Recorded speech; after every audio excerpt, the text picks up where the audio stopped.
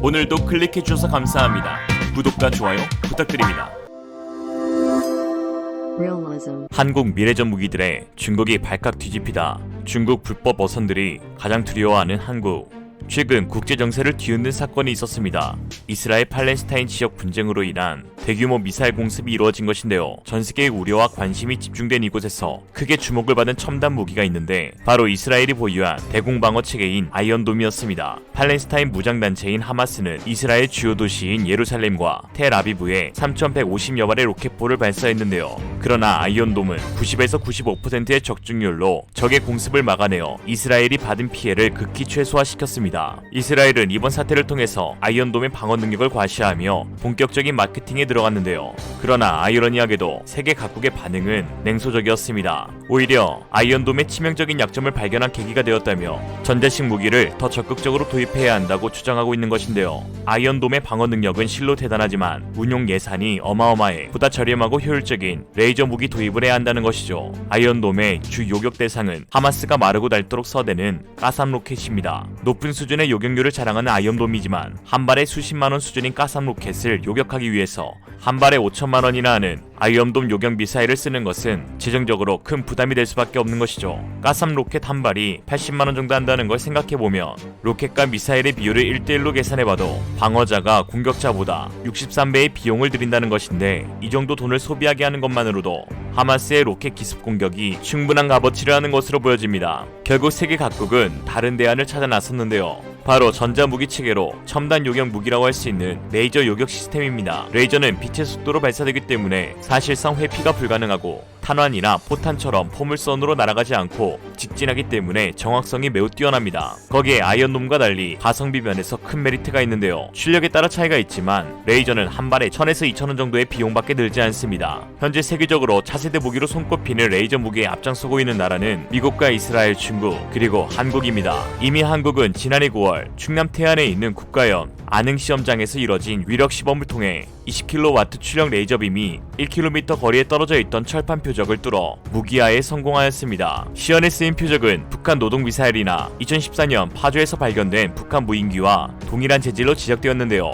여기에 이어 국방과학연구소는 2021년 5월 25일 국내 최초로 파장 제어 빔 결합 기술을 통해 고품질 광섬유 레이저 발생 기술을 개발함으로써 향후 레이저 대공 무기 체계에 적용 가능한 레이저 출력 증대 기술을 국내 기술력으로 확보하는 데 성공하는 놀라운 저력을 보였습니다. 국방과학연구소는 2015년부터 2020년까지 5년간 방위사업청의 선도형 핵심 기술 사업을 통해 1kW급 레이저 모듈에 파장 제어빔 결합 기술을 적용하여 5개의 1kW급 광섬유 레이저를 하나의 5kW급 고품질 레이저로 구현하는 파장 제어빔 결합 광섬유 레이저 기술을 확보했습니다. 파장 제어빔 결합 기술은 각기 다른 파장을 가지는 다수의 레이저광을 공기 중에서 굴절을 통해 다각도로 분산하는 것을 최소화하면서 직선 형태로 강한 세기를 갖고 뻗어나가는 하나의 빔으로 합치는 기술을 말합니다. 기존에는 레이저 평균 출력인 20kW급을 구현하기 위해서 레이저 모듈이 20개가 필요했다면 이제는 4개로 줄어들게 되었다는 것이죠. 이러한 레이저 결합 기술은 레이저의 소형 경량화와 취급 및 유지 보수에 유리하고 무기 체계로 개발될 시 드론이나 미사일 등 적의 대공 위협을 방어하거나 함정의 CIWS에서 장착할 수 있어 그 활용도를 대폭 상승시켜줄 것으로 보입니다.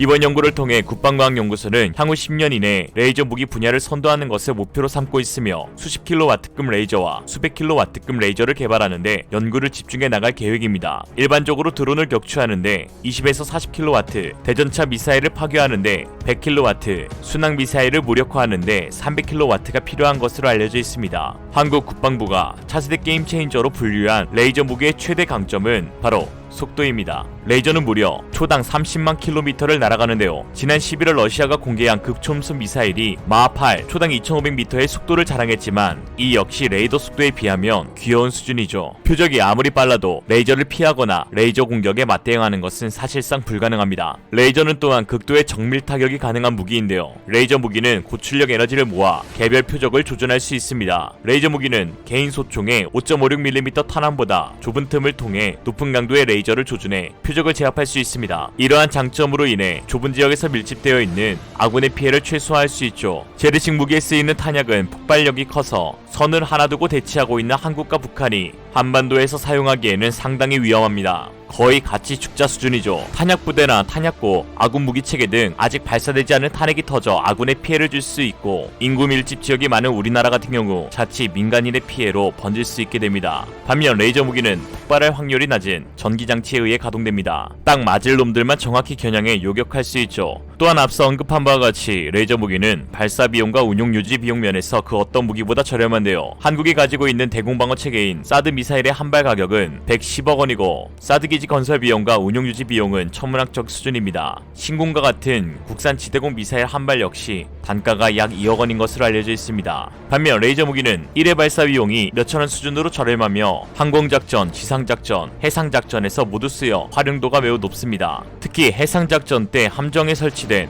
레이저는 근접 방어 체계에 탐지 추적 장치를 공유하며 크게는 대한미사일과 작게는 불법 어선들까지 대응할 수 있는데요. 지난 1월 11일 미 해군의 발표에 의하면 알레이버크급 프레브람에 레이저 무기를 장착한다고 합니다. 이에 한국에서도 차기 구축함인 KDDX에서 차세대 무기 체계가 확장될 가능성이 보이고 있습니다. KDDX급은 2030년대 초반에 실전 배치될 함정이기에 국내에서도 전투함용 레이저와 함께 또 다른 전자기 무기인 레일건이 연구되고 있어 향후 이를 탑재할 가능성이 높게 점치고 있는 것이죠. 지난 ADEX 2019 전시회 당시 해군 관계자는 현재 개발 중인 레이저의 출력을 100kW급 이상으로 향상시키는 계획이 존재한다고 언급하기도 했는데요. 즉 실험 용도와 함께 장래에는 전투함의 레이저 기반 CIWS의 중장기 사업이 존재한다는 것입니다.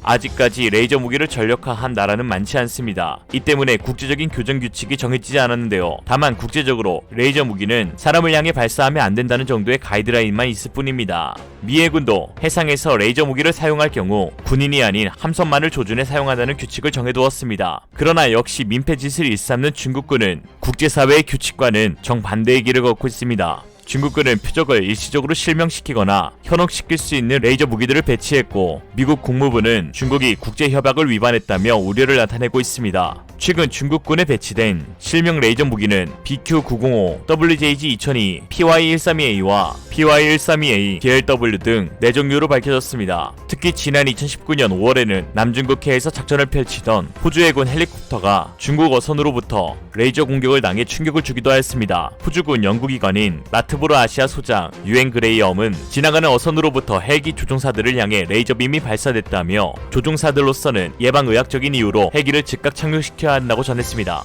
AP통신은 중국 측 선박과 타국 항공기간 레이저 신경전이 처음은 아니라고 전했는데요. 2018년에도 아프리카 지부티에서 미국 측은 자국 항공기를 향해 중국이 레이저를 쏘았고, 이로 인해 미국인 조종사 2명이 눈에 경상을 입었다고 밝혔습니다. 인간 같지 않은 것들. 중국이 영유권 분쟁 지역이나 조업 갈등이 벌어지는 해역에서 무력을 행사하기 위해 준군사 조직인 해상민병대를 활용하고 있는데요. 해상민병은 18세에서 35세 어민들이 의무적으로 가입하게 되어 있고, 그 수는 약 30만 명 규모로 추정됩니다. 이들은 평소 생업에 종사하면서 한편으로는 훈련, 물자 운반, 해상 시위 등 군사적 활동을 수행하거나 해군 해경의 정보원 역할을 하는 것으로 나타났습니다. 이게 군대가 아니고 뭐겠습니까? 적극 처단해야죠. 이에 군에서는 한국의 레이저 무기의 개발이 가속화됨에 따라 해경 함정, 구축함, 위그선 등의 공격용 레이저 무기를 장착해 서해에서 불법으로 어업 활동을 하고 있는 중국 선박에 대항할 계획을 구상 중에 있습니다. 올해는 유독 중국 어선이 서해에서 많이 관측되고 있습니다. 3월부터 하루 평균 100척이 넘는 중국 어선이 출몰하더니 4월에는 하루 평균 180척이 기록되고 있습니다. 지난해 같은 달과 비교했을 때 3배 가까이 많은 수치입니다. 지난 5년간 통계를 봐도 올해는 유독 눈에 크게 띄었습니다. 더 이상 중국 조업 어선들은 민간 어선이 아닌 군사적 위협을 가하는 함정과 다를 바 없습니다. 2011년 12월 12일 경찰 특공대 출신이던 이청호 경장은 대한민국의 영해를 지키다 불법 조업을 하던 중국 어선 선장이 휘두른 흉기에 찔려 41살의 나이로 순직하였습니다. 당시 네티즌들은 계속되는 중국 선원들의 비상식적이고 불법적인 행동에도 적절한 대응을 취하지 않은 채 저자세로 일관한 정부를 질타한다며 이런 방관적 태도가 이청호 경장의 안타까운 죽음을 불러온 것이라고 하였습니다. 상대를 봐가면서 대응해야 합니다. 상대가 비정상인데 정상으로 대응하려니 우리만 피해보게 되는 것이죠. 선조치, 후보고, 무자비한, 무차별 폭격을 가해야 합니다. 그래야 할 상대이기 때문이죠. 해경 살해 사건이 발생한 지 4년여가 지난 2016년 10월 7일 중국 어선이 한국 해경정을 충돌해 침몰시킨 사건이 다시 발생하자 한국 정부는 우리 정부가 필요시 중국 불법 조업 어선에 대해 발칸포 등 공용화기를 통한 대응을 선언한다고 발표했습니다. 그러자 중국 공산당 기관지 인민일보 자매지인 황구시보는 한국 정부의 비판을 가하는 어이없는 논평을 실었습니다. 제목은 감히 중국 어선에 포격을 허가한다니 한국 정부 미쳤나. 여기에선 한국이 민족주의 집단 발작을 보이고 있는데 바다에서 하루하루 살아가는 사회적 약자를 괴롭히는 한국 해경은 전 세계에서 가장 흉악한 해상 행정기관이다 라고 막말을 퍼부었습니다. 레이저든 레일건이든 첨단 무기를 개발함의 궁극적인 목표는 국가 안보를 지키기 위함입니다. 국민들의 생존권을 위협하고 더 나아가 국민의 생명을 빼앗으려 드는 중국의 만행에 가만히 쳐다보기만 한다면 아무리 좋은 무기를 만든다 한들 무슨 소용이 있겠으며 여기에 선뜻 동참할 국민이 과연 있을지 되묻고 싶습니다. 놀랍게 발전하는 한국 미래적 무기들 박람회에서 보여주기 위해 만들어지는 것이 아닌 국가 안보를 위협하는 적국을 상대로 쓰라고 있는 것입니다. 이상으로 리얼리즘이었습니다. 여러분의 생각은 어떠신가요? 현명하고 지혜로운 여러분의 의견을 지금 댓글에 남겨주세요. 감사합니다.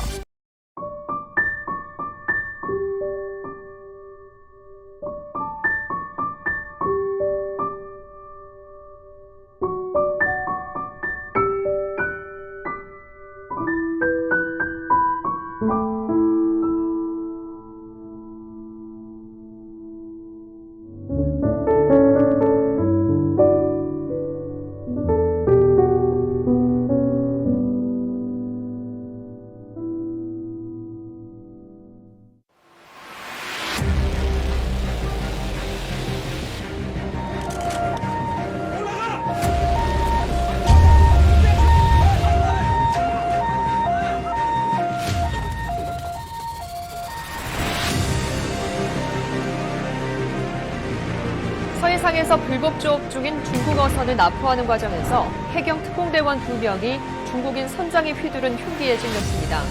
헬리콥터를 동원해 병원으로 후송했지만 상처가 깊었던 대원 1명은 끝내 숨졌습니다.